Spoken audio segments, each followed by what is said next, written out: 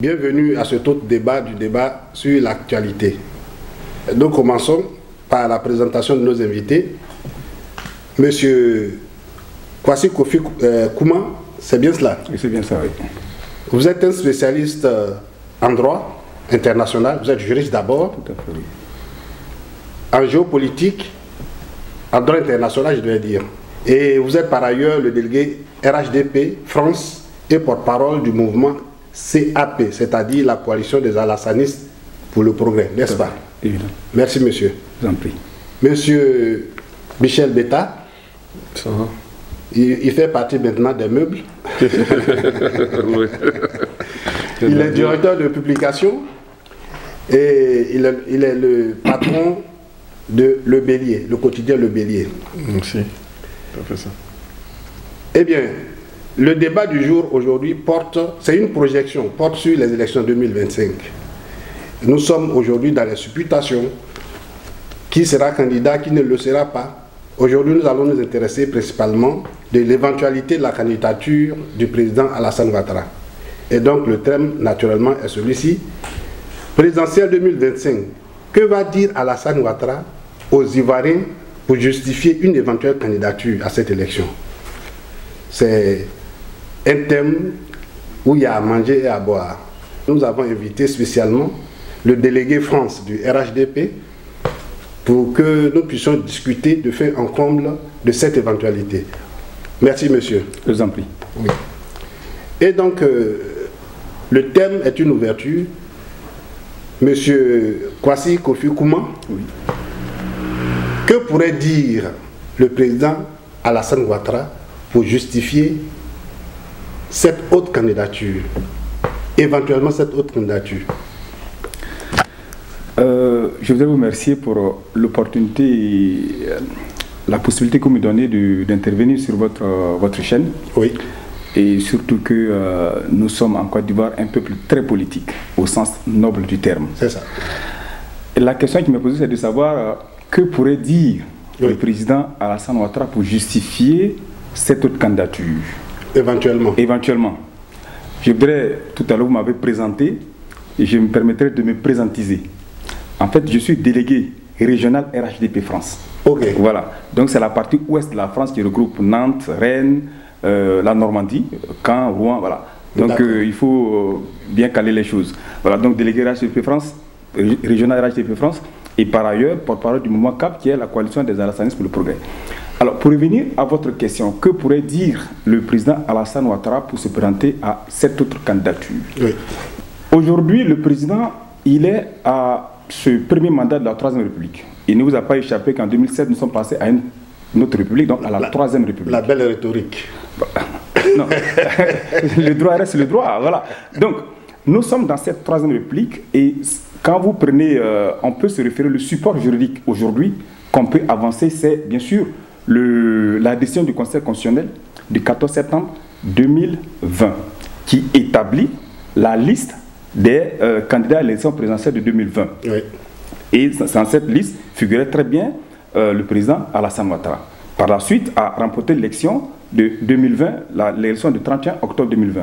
Donc, en étant dans cette Troisième République, pour ce premier mandat, mécaniquement, s'il souhaite demain se présenter pour un autre mandat, ça lui ferait son deuxième mandat de la Troisième République. Donc, en attendant la 4e République. Bon, peut-être que ça arrivera un jour, mais pour le moment, ce que je peux dire, ou ce que je voudrais dire, c'est que même si les supputations vont bon train, pour le moment, le président, il est au travail. Il travaille pour les Ivoiriens.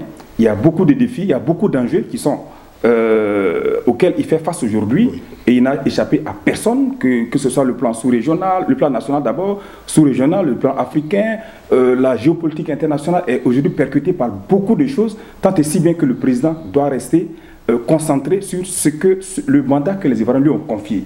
Maintenant, si demain il souhaiterait se présenter à nouveau pour un autre mandat, ce que nous appelons de tout neveu, et ça c'est un Alassaniste pur jeu qui vous le dit, c'est ce que nous appelons de tout neveu. Si demain le président, et Dieu seul sait qu'il a toutes les capacités, les facultés mentales, intellectuelles, psychologiques, tout pour y aller, si demain il souhaiterait y aller, et nous serons ses fantassins sur le terrain pour combattre pour qu'il soit candidat, encore une fois, parce que ce sera le deuxième mandat. de la Troisième République et ainsi la boucle sera bouclée. Donc, pour répondre à votre question, je vais dire, juridiquement, le problème ne se poserait même pas. Ok. Merci, monsieur. Juridiquement, le problème ne se pose pas. Et à votre avis, quels sont les arguments complémentaires que le président pourrait présenter aujourd'hui par rapport à la justification de 2020 qui pourrait être nouveau? Non, il faut le dire, c'est comme il a dit, il est un alassaniste. Il n'analyse pas les choses avec objectivité, il analyse avec passion. Sinon, nous savons tous que lorsque la Constitution de 2016-2017 a été votée, hein, le ministre de la Justice est passé devant les députés. Il a dit que cette Constitution ne permettait pas à Alassane Ouattara de briguer un troisième mandat. Même les acteurs, les constitutionnalistes, les rédacteurs de cette Constitution sont passés même devant tous les médias pour dire que cette Constitution ne permettait pas à Alassane Ouattara de briguer un troisième mandat. Mais malheureusement, contre toute attente, Alassane Ouattara, qui peut défier même les lois de la République, s'est proclamé candidat avec le soutien du Conseil constitutionnel. Pour nous autres, ça a été un choc. Nous avons été meurtris de voir quelqu'un qui a basé, a basé son discours politique sur le respect des lois, le respect de la Constitution, venir violer cette Constitution-là sans même se remettre en cause. Je vais reprendre les propos du ministre malien des Affaires étrangères. Il dit qu'il ressemble à un joueur sur le terrain qui se dribble lui-même et puis garde la balle. Mais quand on arrive à cela, quel crédit accorder à cette personne-là encore? Quel autre discours Alassane Ouattara peut-il tenir aux Ivoiriens pour prétendre encore être candidat en 2025? Moi, je veux entendre, je veux le voir. Parce que, je vous le dis, avant sa candidature, il avait proposé, lui-même le disait, qu'il veut céder le mandat à une nouvelle génération. Et malheureusement, selon ses termes, celui qui l'avait proposé est décédé. Je ne sais pas si vous avez eu, je veux rappeler certains faits. Nous avons eu le privilège d'analyser le discours d'Alassane Ouattara quand il a voulu être candidat à nouveau dans nos études universitaires. Mais c'est un discours, il a convoqué l'histoire pour montrer que lui, Alassane Ouattara, est un homme de parole. Il s'est montré contrit dans ce discours. J'aurais pu vous le montrer encore ce discours pour dire que lui, Alassane Ouattara, compte tenu de ce que celui qui l'avait proposé ne pouvait pas, n'était plus, il était obligé de se mettre dans l'arène, contre sa volonté. Mais 5 ans après, que dira-t-il? C'est la question. Non, mais je ne crois même pas. Je ne peux même pas imaginer son discours. C'est la question là. Non, je ne peux pas vous laisser dire des choses comme ça. Non, ce n'est pas que vous me laissez dire, c'est des faits que je vous présente. Maintenant, s'il y a des faits, que vous me présentez, présentez-les. En fait, vous êtes, tout à l'heure, vous m'avez parlé de, en tant qu'alassaniste, je serais dans la passion. Non. Et on a vu les constitutionnalistes, les juristes constitutionnels de tout poil, de tout acabit, venir nous expliquer des choses et leur contraire. Mais moi, mon problème n'est pas à ce niveau. Mon problème est de me référer à la décision du Conseil constitutionnel, que le juge de paix. Attendez, non, si la question du Conseil constitutionnel, c'est la même décision du Conseil constitutionnel, Alassane Ouattara a rejeté en 2010 pour se prétendre candidat pour un président. Donc vous ne pouvez pas me permettre. Je vais vous montrer des faits. Moi je suis au niveau des faits.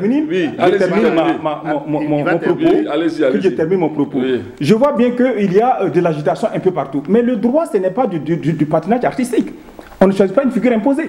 Je vais dire tout simplement par là que, à partir du moment où le Conseil constitutionnel a vidé sa saisine, à partir du moment où le Conseil constitutionnel, qui est le juge de paix, que cela vous plaise ou pas, parce que la loi elle est dure, mais c'est la loi. Non, la loi elle est dure, mais c'est la loi. Dure à l'ex, c'est de l'ex. Non, je peux avoir des faits. Mais vous m'envoyez dans des discours. J'ai dit en 2010, c'est le même constitution qu'Alassane Ouattara a réprimé pour prétendre être président de la République. Dans des contextes et dans des conditions que vous savez. Parce que si on doit revenir sur ce débat de 2010, mais on ne va pas finir aujourd'hui. Non, ce que je vais vous dire, cher frère, on parle des faits pour analyser la réalité. Ce que je vais vous dire, parce que vous et moi avons la chance de pouvoir appliquer des grilles de lecture assez rigoureuses par rapport à telle ou telle problématique. Et donc, le président Alassane Ouattara, si demain, pour résumer ce que je disais tout à l'heure, si demain en 2025, c'est qui est mon souhait le plus ardent, et je me battrai pour ça, Si demain le président Alassane Ouattara souhaiterait se présenter encore pour un autre mandat sous cette nouvelle république, la troisième république, quel que soit ce qu'on a pu dire ici et là, les constitutionnalistes et tous les renoms, parce que tout à l'heure vous avez dit oui, mais les juristes, ceux qui ont rédigé, mais nous avons un juge de paix. Souffrant au moins qu'il y ait ce juge de paix qui est le Conseil constitutionnel. Mais à partir du moment où le Conseil constitutionnel a rendu sa décision, mais c'est le juge qui a décidé. Et à partir de cet instant-là, le débat, pour ce qui nous concerne en tout cas, le débat ne se pose même plus. Non, le débat ne se pose plus. Le débat ne se pose plus juridiquement. Il a toute l'attitude, il a un support juridique fort pour se présenter à nouveau pour un deuxième mandat de la troisième république. Je voulais ajouter quelque chose. Allez. Voilà, vous savez, vous nous avez posé deux questions essentielles. Au plan juridique, quels sont les arguments d'Alassane Ouattara? Au plan juridique, c'est le forcing. Moi, je le dirais. Au plan juridique, c'est le forcing. Parce qu'Alassane Ouattara nous a montré qu'il n'a que des décisions de justice. En 2010... Et de votre propos? Ouais, en 2010, lorsque le Conseil constitutionnel... Non, quand on parle de contexte, il faut relativiser le contexte. Parce que quand lui-même il parle de contexte, en 2020, lorsqu'Alassane Ouattara a forcé pour se présenter, il y a eu des morts. Je ne peux pas vous laisser dire ça. Mais il n'a pas forcé pour se présenter. Non. Moi, je ne sais pas pourquoi vous voulez bien pendant que je serai sur ce plateau, je ne peux pas vous laisser dire ça. C'est pas le plateau qui nous donne l'attitude de parler. C'est les faits sur lesquels nous avons. Voilà. Le président Alassane Ouattara, non, parce que quand j'entends forcing, il aurait forcé. Vous aurez la réplique. Non, je ne sais pas. Non, vous aurez la réplique. Quels sont les faits pour vous? Non, moi je parle des faits ivoiriens. Allez, vas-y, vous aurez la réplique. Là, je poursuis pour dire quoi? Au plan communicationnel, au plan des arguments. Quand Alassane Ouattara venait, il a dit donnez-moi un seul mandat. En 2015, il dit bon, il veut un second mandat. Jusqu'au point que le PDCI, qui est un parti fort sur le terrain, s'est réuni pour lui permettre d'être le seul candidat de leur alliance politique. En 2020, lorsque la Constitution ne le permettait pas, Alassane Ouattara s'est présenté. Aujourd'hui, moi je le dis, si Ouattara veut se présenter encore à un 4e mandat, contrairement à ce que ces prétendus juristes disent, pour nous c'est un 4e mandat. Non, je dis c'est prétendu juriste, puisque... Je le dis, je mesure mes propos, puisque le ministre de la Justice que nous connaissons et qui est encore là, s'est passé devant les députés, qui mieux que le peuple, peut juger des choses?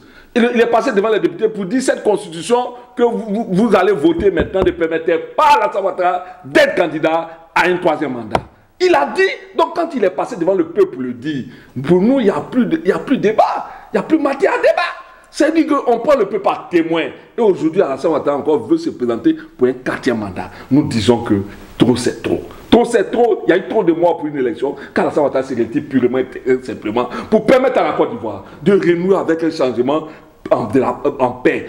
Vous savez, depuis que la Côte d'Ivoire était à la Côte d'Ivoire, depuis que la Côte d'Ivoire a abordé la démocratie pluraliste, nous n'avons jamais eu une alternance pacifique.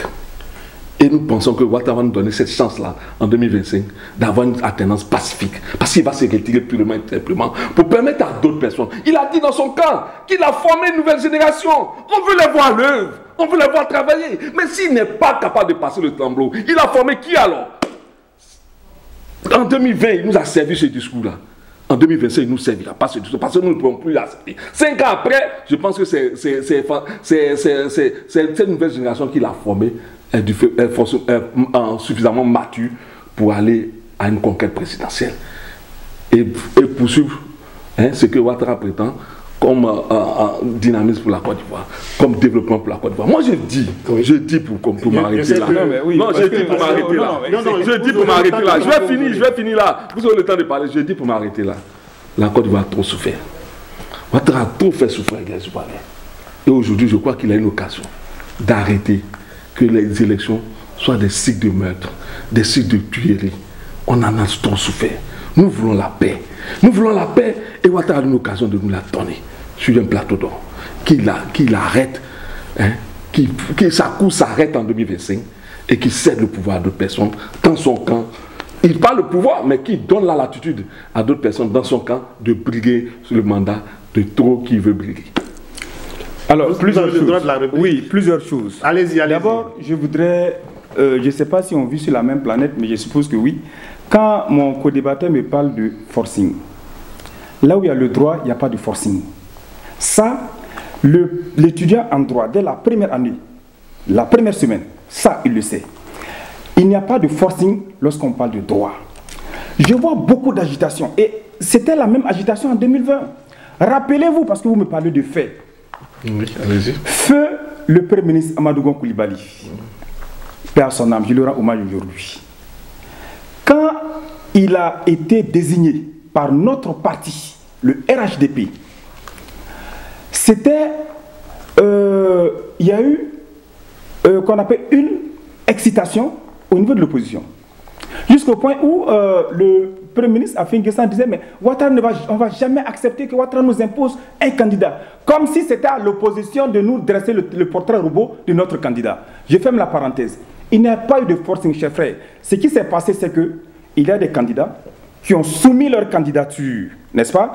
Et que, à l'issue de l'examen de chaque dossier, un certain nombre de candidats ont été retenus, y compris la candidature du président Alassane Ouattara. D'autres ont été retenus aussi, mais qui n'ont pas voulu y aller. Et vous savez pourquoi ils n'ont pas voulu y aller? C'est parce que le président Alassane Ouattara a un bilan inattaquable. C'est parce que justement, ceux qui n'ont pas voulu y aller ne savaient pas quel programme ils pouvaient proposer aux Ivoiriens. Quel est leur projet pour la Côte d'Ivoire? Quelle est leur vision pour la Côte d'Ivoire? Aujourd'hui, le président Alassane Ouattara a mis la Côte d'Ivoire tellement haute qu'aujourd'hui, on ne pourrait même pas laisser des has-been ou des apprentis sorciers prendre le pouvoir. Non. Nous disons que c'est le peuple qui choisit. Ce que vous dites là est très dangereux. Ça veut dire qu'il n'y a pas d'élection. C'est Ouattara ou rien. Je n'ai jamais dit ça. Merci. L'élection, c'est pour 2025. On n'en est pas encore là. Non, c'est pas grave. C'est une compétition électorale. Justement, mais la compétition électorale exige quand même, ou en tant que militante RHDP, permettez-moi quand même de faire se ressortir cette fibre-là. J'ai dit tout simplement, la compétition, elle est ouverte. Elle est ouverte. Mais quand j'entends dire que Ouattara doit se retirer, mais pourquoi avez-vous tant peur du président Ouattara? Une élection présidentielle, c'est programme contre programme, c'est projet contre projet. Le Conseil constitutionnel a vidé sa saisine depuis le 14 septembre 2020. On n'est plus à ce débat-là. Tout à l'heure, vous avez parlé de nouvelles générations. Oui, on en arrive, les nouvelles générations. Le président Alassane lui-même l'avait dit. Il a une demi-douzaine de personnalités autour de lui, mais ça, c'est dans le cadre du RHDP. Mais même s'il a dit ça, même si ça a été dit, ça ne le tient pas. Ça ne l'empêche pas si demain, pour des raisons diverses et variées, il souhaiterait y aller encore. Et parce que là, ce qu'il faut préciser, c'est qu'on est sur le volet purement juridique. D'accord? On est sur le volet purement juridique. Et je dis que juridiquement, rien n'empêche le président Alassane Ouattara de se présenter en 2025. Rien ne l'empêchera d'y aller et le juge de paix, qui est le Conseil constitutionnel, va trancher. En Afrique occidentale, oui, c'est cette manière de ruser avec le droit, cette manière de ruser avec la Constitution.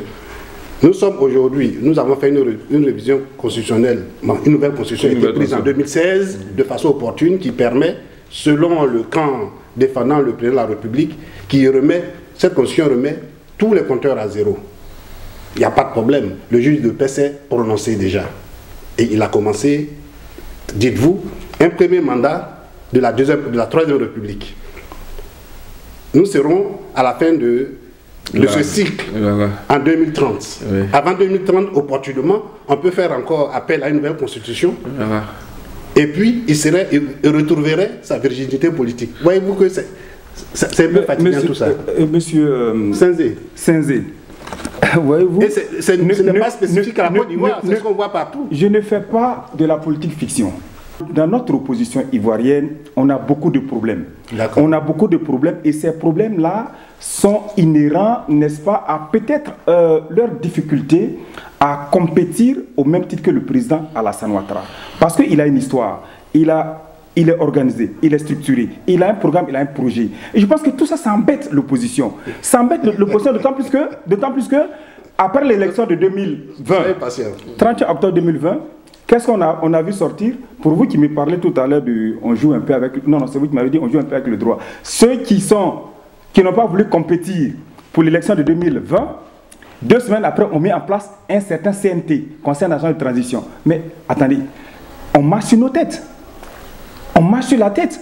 Je ne voudrais pas qu'on discute du sexe des anges. Parce que lorsque vous parlez du juge constitutionnel, le juge constitutionnel en 2010 s'est prononcé. Mais qu'est-ce qu'a fait Alassane Ouattara? Il a formé une deuxième république.